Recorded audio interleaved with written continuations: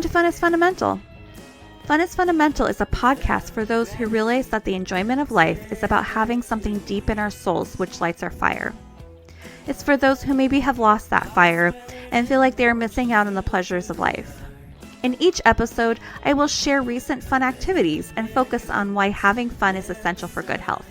I'm your host, Alenia, and I invite you to take this journey with me and join the pleasure-seeking movement.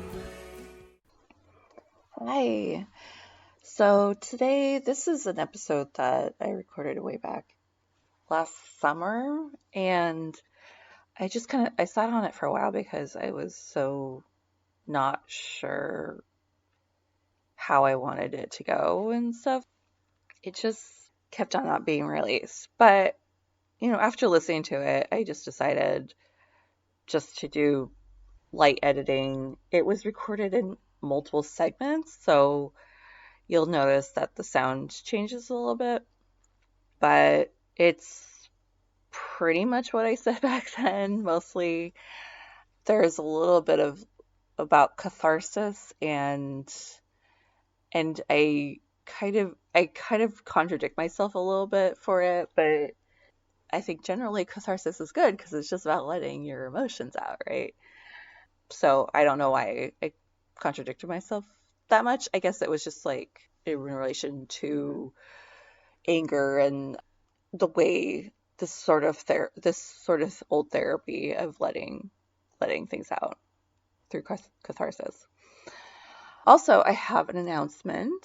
I have my first event happening in Seattle, and it's $10, and it's a mystery mostly, so I'm just really excited about it. If you're curious, you can DM me and I can answer any questions you might have. You can find me at Fun is Fundamental on Instagram or at Fun is Fundamental Podcast at Gmail.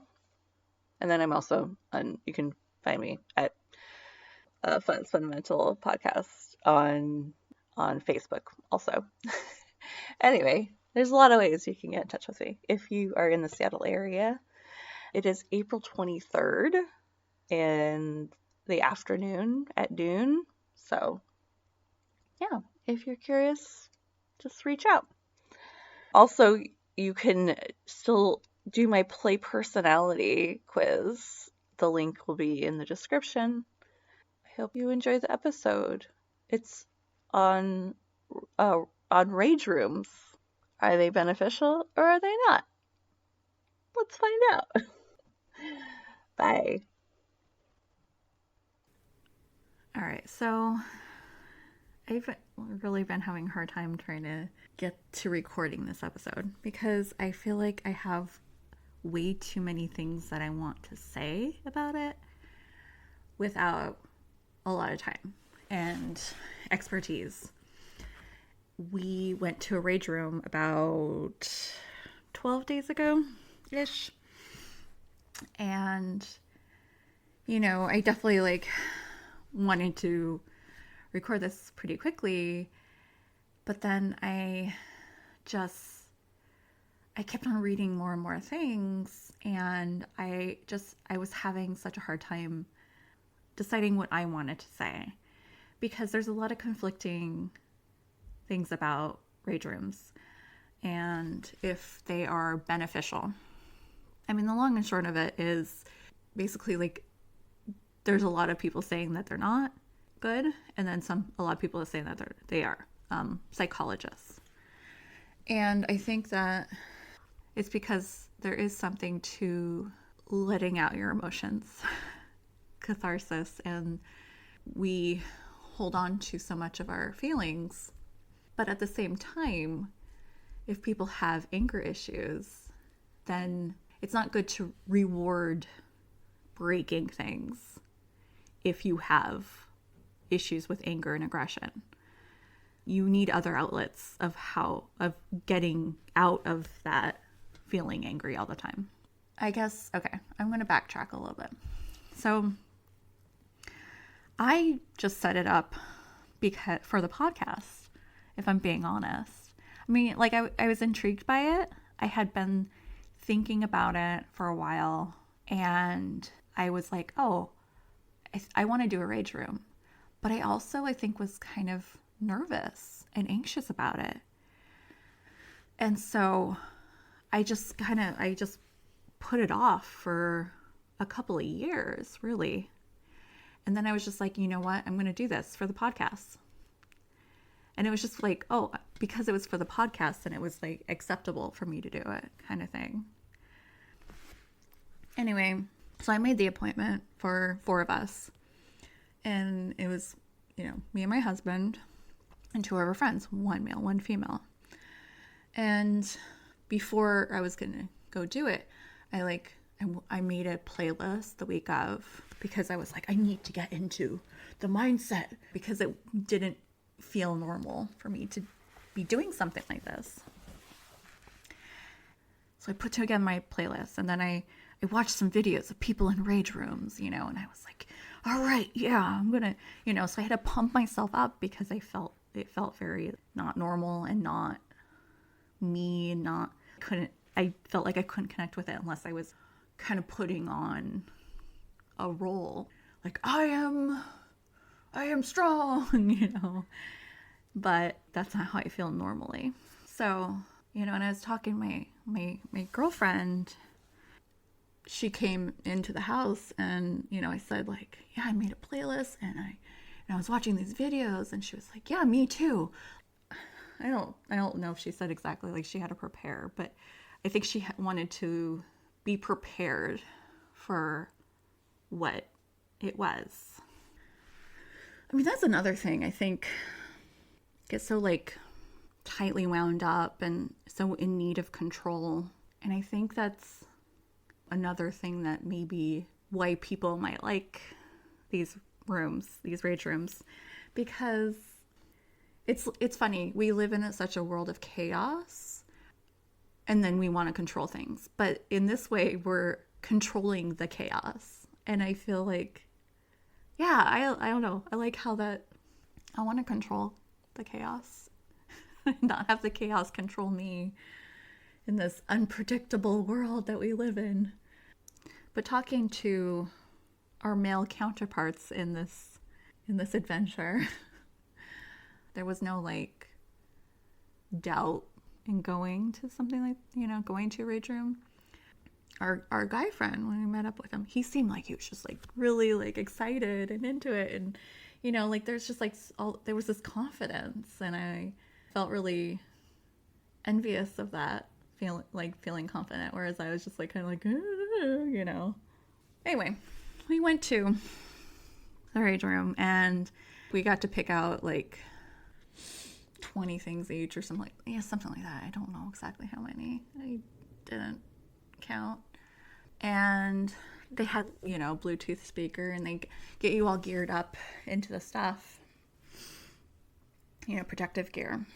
And I don't know if getting in the gear or just kind of like, or, having my playlist or what, or like seeing all the tools on the wall. But like almost instantly, as soon as I got in there, I was like, yeah. I think the first thing I did was throw something at the wall, because it just felt more natural in a way, because you're just like, I don't know, you're like, yeah. But I found that I really liked the tools that were heavy. Like I really liked holding a sledgehammer. You're just like, yeah, like you're just like push, like putting it down on the ground, like hitting the ground with the, whatever plate or whatever there. And it felt really powerful. Okay, I'm just warning you, I'm gonna swear. It was just kind of like, no one better fuck with me, or I'll fuck them up, kind of thing. Like you feel like powerful in that moment, because especially as women, we feel very weak a lot of times. And, we're expected to be always nice. And I I'm always apologizing for everything. I apologize when I did absolutely nothing. And I'm afraid of taking up space. So, I didn't go into this like with any like anger about anything. Like I didn't have something in my like, I'm angry about this. I don't tend to hold on to anger a lot. I hold on to other emotions, other negative emotions like shame and guilt and sadness, but not really anger. Like, I do obviously feel angry sometimes, especially about how unfair the world is. But, it's like I can't control the things that I'm angry about most of the time. Like, I'm very seldom angry at someone that I actually know because I tend to feel empathetic and compassionate towards people I know in person. So I don't know. I'm just not angry that much. I might be like sometimes like what's wrong with this person? Like when you have these encounters with people and drivers, and you're just like what the hell's wrong with But like it's not like I'm just like holding on to all this anger. We have a lot to be angry about right now. The world's really, really fucked up. So for me, it just became like this cathartic thing of like feeling powerful in that moment when I don't usually feel powerful. I am constantly like being a people pleaser and making myself small. So it was nice to feel powerful for even a short moment. But it definitely made me like want to embrace that more. So I guess I want to say, that obviously we live in a time of great anger and resentment for people, everyone, all Americans, from all walks of life, and we have a growing number of mass shootings. So I understand the concern with encouraging an already rage-filled population from using destruction as therapy instead of, actual anger therapy. But I mean, partly, there's the problem with the mental, not having access to mental health, um, not having access to mental health for a lot of people that, and taboos around talking about mental health, you know. I mean, I feel like especially for, men, you know, and obviously they're ones that perpetrate these mass shootings most often.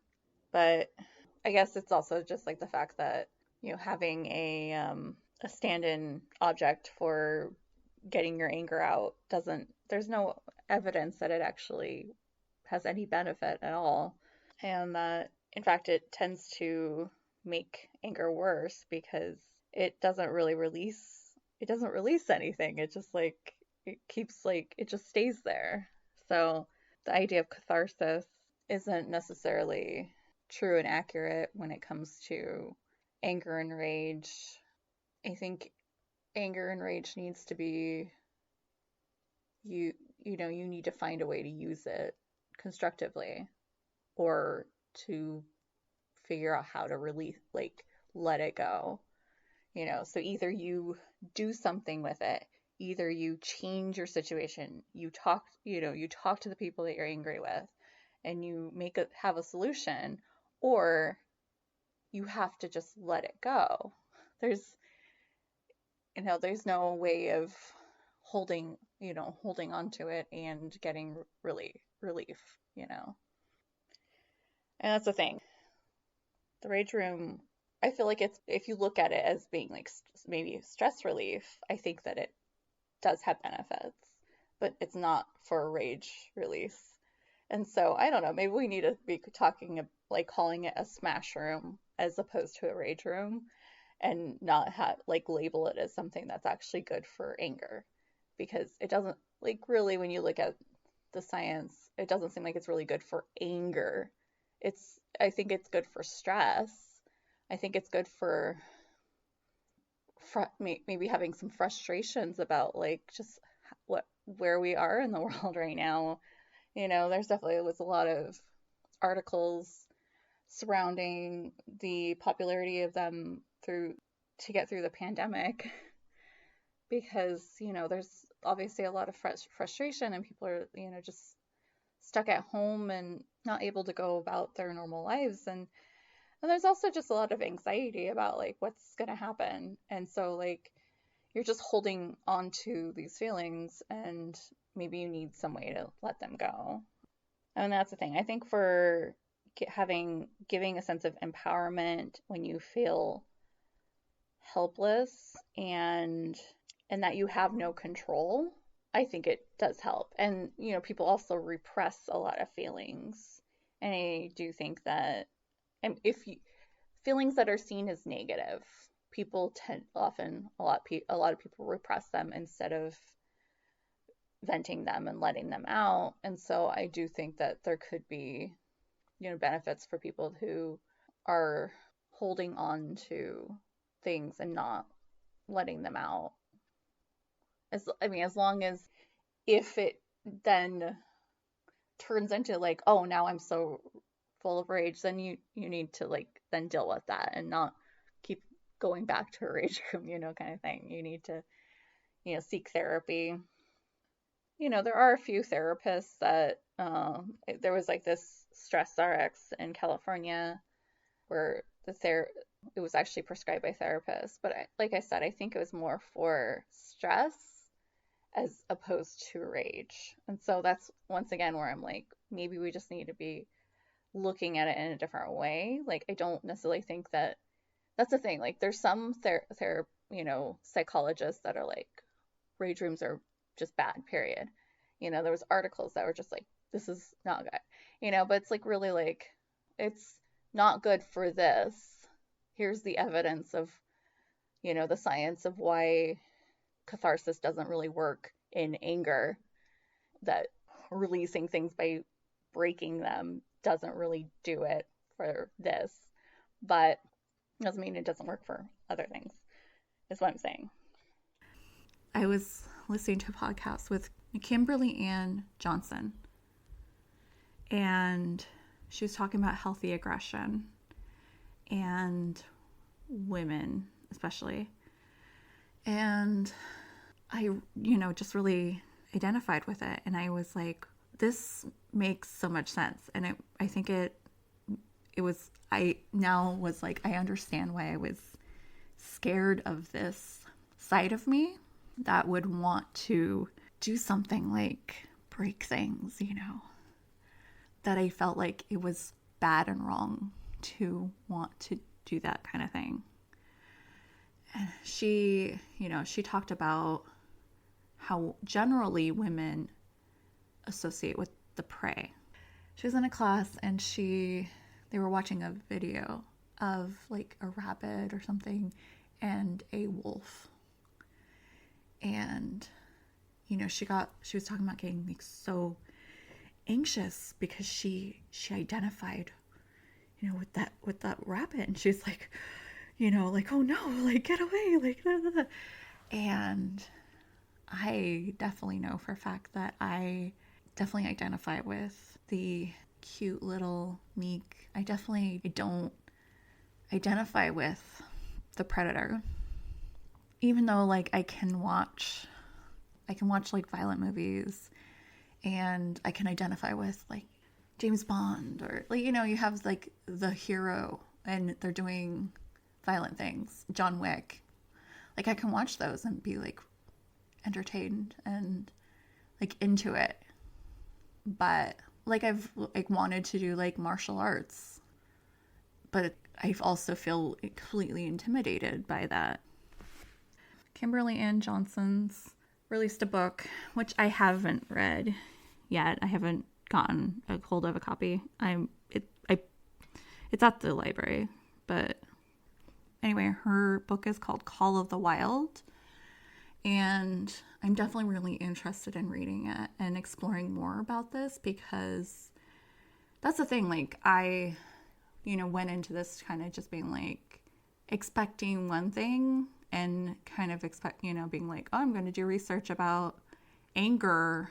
And I, did learn, some stuff about that. But I realized that I really wanted to explore healthy aggression because as humans, we do have aggression naturally, and obviously we don't want to completely repress all aggression because that's not normal, that's not healthy. But there's a difference between just healthy aggression, which is like just being like your power, and people talked about it like in toddlers, like when I want that. And, it's just like this natural thing. You go after the thing that you want. But, it gets stifled from a very early age in us. And it's like we're conditioned to like think that it's wrong. And obviously you can't have everything you want.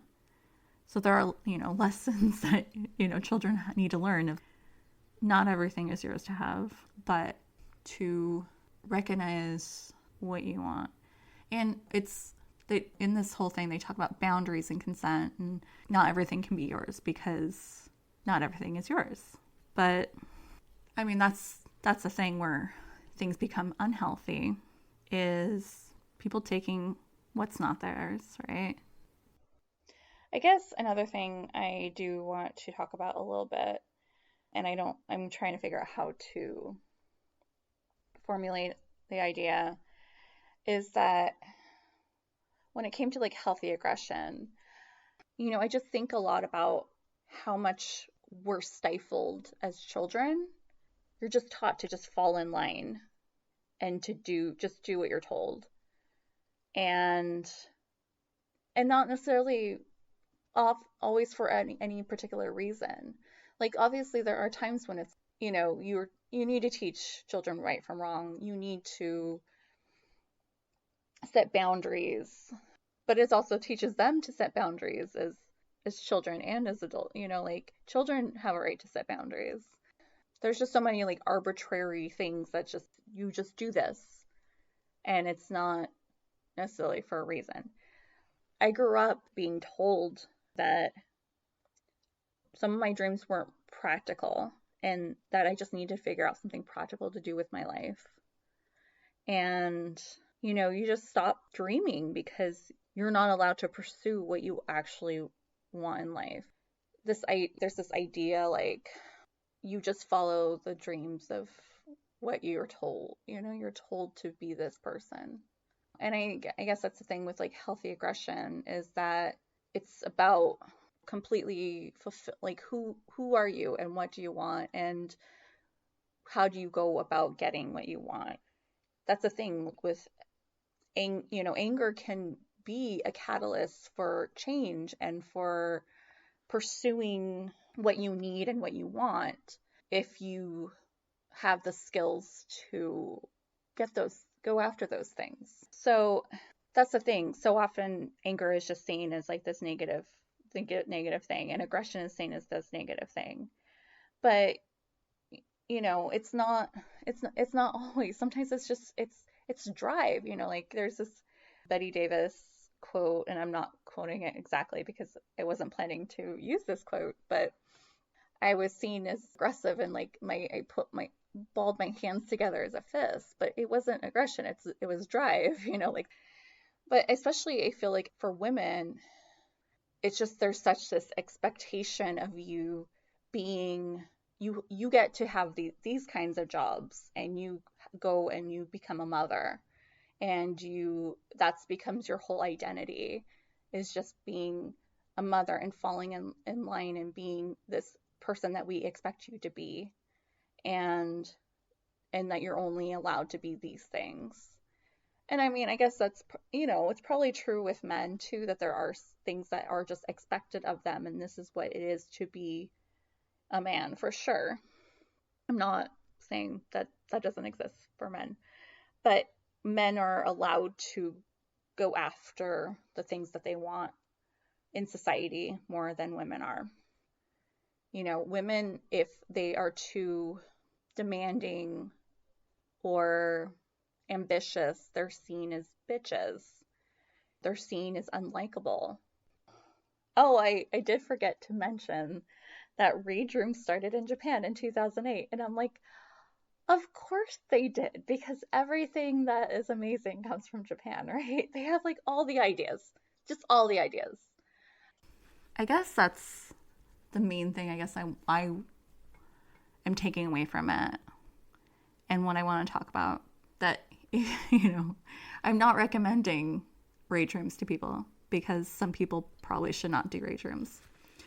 But I would say certainly anyone that feels like me and feels small and weak in this crazy world, and that you always are trying to be small and likable, you might get something out of it, like I did, to feel powerful. Okay, so I guess my overall feeling of the Rage Room, I mean, I have a lot of feelings obviously in this episode, and it wasn't just one argument, because I we as humans are complex, and different people do need different things. But I feel like I hopefully expressed my ideas and what I got out of it. So for me, it was definitely fun, and I'd recommend it for anyone who needs to just blow off a little steam, or just thinks it sounds fun, or maybe someone like me who it's outside of their comfort zone, and maybe they will learn something from doing it. But obviously, I don't recommend it for someone who is carrying around a lot of anger, because Americans are angry enough. We don't need you to be any more angry. One complaint that my husband had was that everything just broke too easily. Like when you just like do like the base thing, you just get a bunch of glass items. And most things like broke in one go.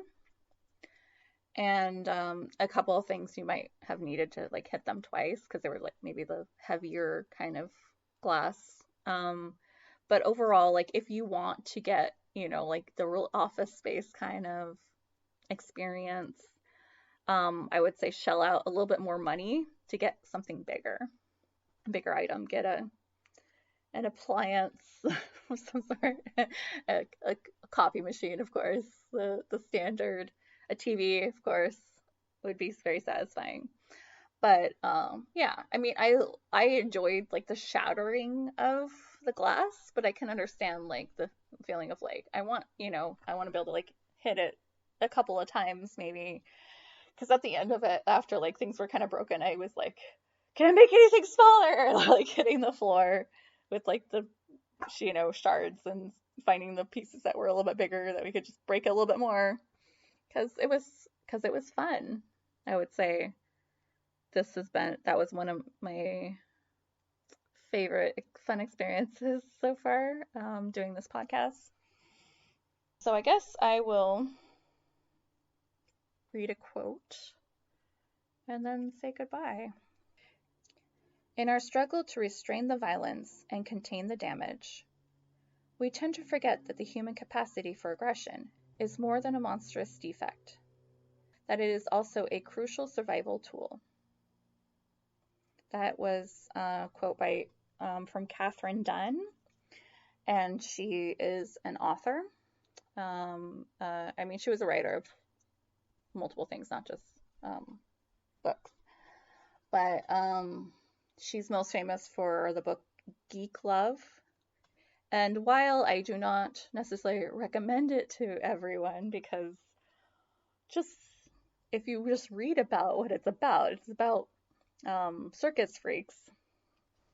Oy vey, it was such an intense read. I will never forget that book. Bravo to her. She unfortunately passed away, so she will not hear this. but she also wrote a lot about boxing, I guess. So I don't know if this quote had to do with boxing a little bit. And then she also has a book on cursing, which I'm kind of intrigued by. I feel like that could be also another therapy, right? For some people. I I don't have a problem with swearing myself generally. So yeah, I swear. I swore on this podcast today. So I don't know. I hope that you enjoyed the episode, that it gave you some things to think about, because this definitely gave me a lot to think about myself and who I want to be, what I want my life to be, and what I think maybe a lot of other people might need. It's an interesting it was an interesting subject to look at. I hope that you enjoyed the podcast. This is current me again. And I don't forget to rate and subscribe and to tell your friend if you like the podcast. And hopefully I will be coming up with more activities and content like outside of just the podcast, and we can connect more. I'm really wanting to have more conversations with the listeners about fun and what you're doing for fun. So reach out and let me know. Bye.